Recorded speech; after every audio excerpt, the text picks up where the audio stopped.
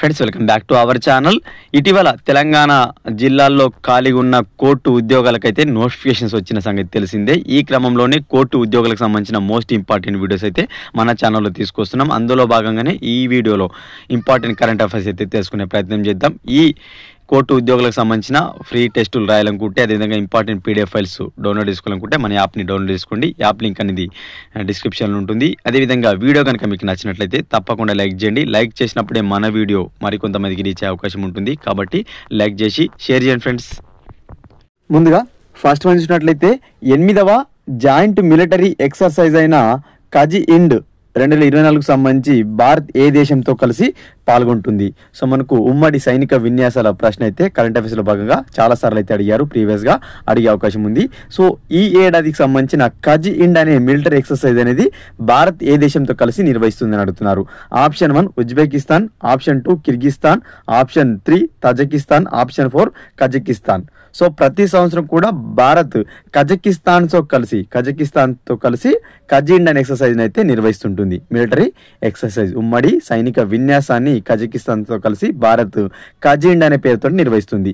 So ఇది ఎన్నవ edition అని అడిగినట్లయితే 8వ ఎడిషన్. 2024లో జరిగినది 8వ ఎడిషన్ అనమాట. సో ఎక్కడ జరిగింది అని అడిగే అవకాశం ఉంది. సో అది కూడా చాలాసార్లు అడిగారు. ఉత్తరాఖండ్లో జరిగింది.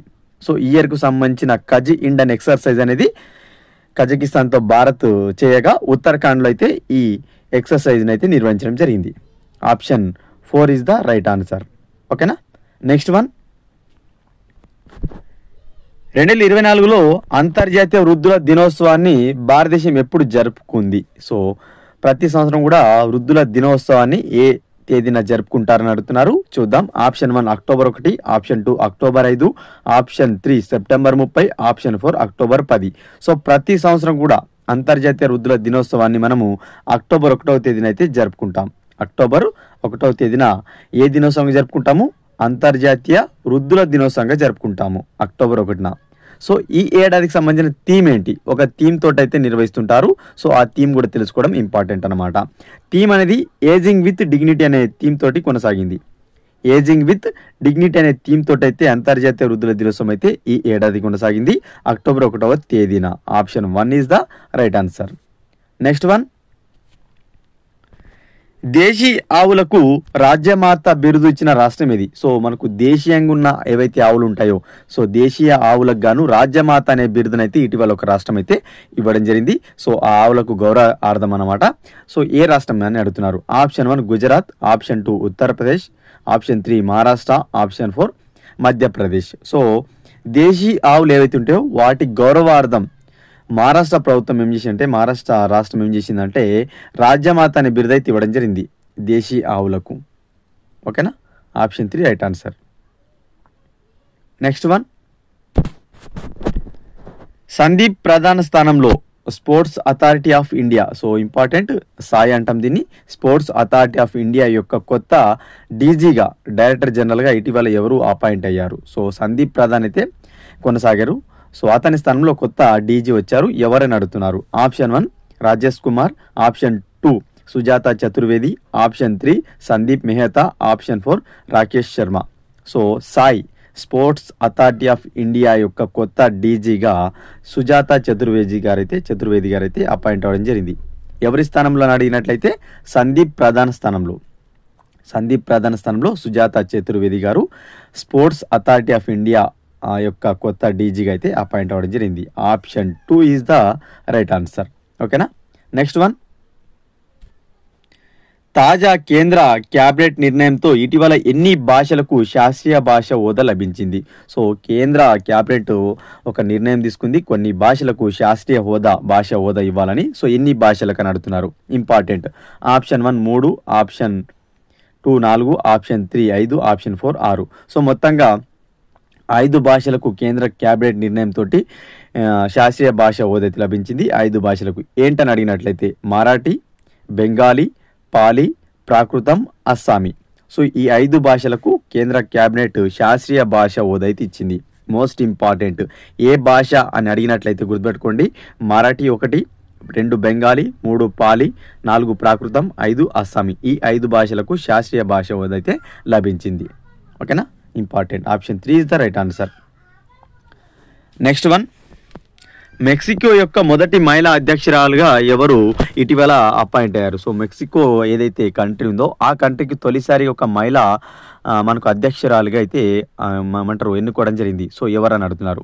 ఆప్షన్ 2 రైట్ ఆన్సర్ అనమాట. క్లాడియా షీన్బామ్ అనే పర్సన్ మనకు మెక్సికోకు మొదటి మహిళా అధ్యక్షురాలుగా అయితే అపాయింట్ అవ్వడం జరిగింది. క్లాడియా షీన్బామ్ మెక్సికోకు మొదటి మహిళా అధ్యక్షురాలుగా అపాయింట్ అయ్యారు. Option 2 is the right answer. ఓకేనా. నెక్స్ట్ వన్, 27 ఏళ్ల విరామం తర్వాత ఇరానీ కప్ను గెలుచుకున్న మనకు నగరం ఏది, టీం ఏదని అడుగుతున్నారు. సో ఇరానీ కప్ అనేది ఫస్ట్ ఆఫ్ ఆల్ దేనికి సంబంధించిన తెలుసుకునే ప్రయత్నం చేయండి. ఇరానీ కప్ అనేది క్రికెట్కి సంబంధించింది అనమాట. సో ఇరానీ కప్ను ఇటీవల ఒక టీం అయితే 27 ఇయర్స్ తర్వాత గెలుచుకుంది. ఆ టీం ఏంటని అడుగుతున్నారు. Option 1 Karnataka, option 2 Kolkata, option 3 Saurashtra, option 4 Mumbai. So Mumbai team ఏదైతుందో దాదాపుగా 27 ఇయర్స్ తర్వాత ఈ ఇరానీ కప్ను తన ఖాతాలో వేసుకుంది. ఇరానీ కప్ను గెలుచుకోవడం జరిగింది ముంబై టీం. 2024 ఇయర్కు సంబంధించి ఇరానీ కప్ను గెలుచుకున్న టీం ఏది? ముంబై టీం. ఎన్ని ఇయర్స్ తర్వాత గెలుచుకుంది? 27 ఇయర్స్ తర్వాత ఈ కప్ని అయితే అందుకుందనమాట. Option 4 is the right answer. Next one, ప్రపంచ ఉపాధ్యాయ దినోత్సవాన్ని ఏటా ఏ తేదీన జరుపుకుంటారు? సో ప్రపంచ ఉపాధ్యాయ దినోత్సవం ప్రతి సంవత్సరం ఏ తేదీన జరుపుకుంటారని అడుగుతున్నారు. Option 1 September 5, option 2 November 5, option 3 December 5, option 4 October 5. So ప్రతి సంవత్సరం కూడా ఉపాధ్యాయ దినోత్సవాన్ని, ప్రపంచ ఉపాధ్యాయ దినోత్సవాన్ని, సో మనందరూ తెలిసిందే మన దేశంలో మన జాతీయ ఉపాధ్యాయ దినోత్సవం వచ్చేసి సెప్టెంబర్ 5 కాగా ప్రపంచ ఉపాధ్యాయ దినోత్సవం అక్టోబర్ 5. ప్రపంచ ఉపాధ్యాయ దినోత్సవం అక్టోబర్ 5 అనమాట. సో రెండు కూడా 5 ఉన్నాయి, కన్ఫ్యూజ్ అవ్వద్దు. సెప్టెంబర్ 5 జాతీయ ఉపాధ్యాయ దినోత్సవం కాగా అక్టోబర్ 5 ప్రపంచ ఉపాధ్యాయ దినోత్సవం. ఓకేనా. ఆప్షన్ 4 అనేది రైట్ ఆన్సర్. నెక్స్ట్ వన్, 11వ తరగతి నుండి పీజీ వరకు బాలికలకు స్టఫైండ్ అందించే నిజుత్ మోయినా పథకాన్ని ఇటీవల ఏ రాష్ట్ర ప్రభుత్వం ప్రారంభించింది? సో మనకు ఎవరైతే ఇంటర్ నుంచి పీజీ వరకు చదివే అమ్మాయిలు ఉంటారో, బాలికలు ఉంటారో వారికి స్టఫైండ్ అనేది ఇస్తుందన్నమాట ఒక రాష్ట్రం. నిజుత్ మోయిన్ అనే పథకంతో ప్రారంభించింది. సో ఆ రాష్ట్రం ఏదని అడుగుతున్నారు. Option 1 Assam, option 2 Kerala, option 3 పశ్చిమ బెంగాల్, ఆప్షన్ 4 తమిళనాడు. సో నిజుత్ మోయినా అనే పథకాన్ని ఇటీవల అస్సాం రాష్ట్ర ప్రభుత్వం ప్రారంభించింది. బాలికల యొక్క డ్రాప్ అవుట్స్ను తగ్గించడం కోసం ఈ ప్రోత్సాహకాన్ని ఇస్తుంది అనమాట. సో క్లాస్ బట్టి మనకు ఇంటర్లో 1100, అదేవిధంగా డిగ్రీ పిల్లలకు 1250, సో ఆ తర్వాత మనకు పీజీలో 2500. ఈ విధంగా వారి యొక్క ఏమంటారు స్టడీస్ బట్టి, వాళ్ళ యొక్క ఎడ్యుకేషన్ బట్టి, స్థాయిలు బట్టి ఈ నిజుత్ మోయినా పథకం అయితే అమలు పరుస్తుంది అస్సాం ప్రభుత్వం. Most important. దాదాపుగా మనకు 11వ తరగతి నుంచి ఇంటర్ నుంచి పీజీ వరకు అయితే ఈ స్టఫండ్ అయితే నిజుత్ మోయినా అనే పథకం ద్వారా ఇస్తుంది అస్సాం ప్రభుత్వం. ఓకేనా. 1000, 1250, 2500 ఈ విధంగా ఇవ్వడం జరుగుతుంది. Option 1 right answer. Next one, micro RNA ఆవిష్కరణకు గాను 2024లో వైద్య శాస్త్రంలో 2 నోబెల్స్ అయితే పొందారు.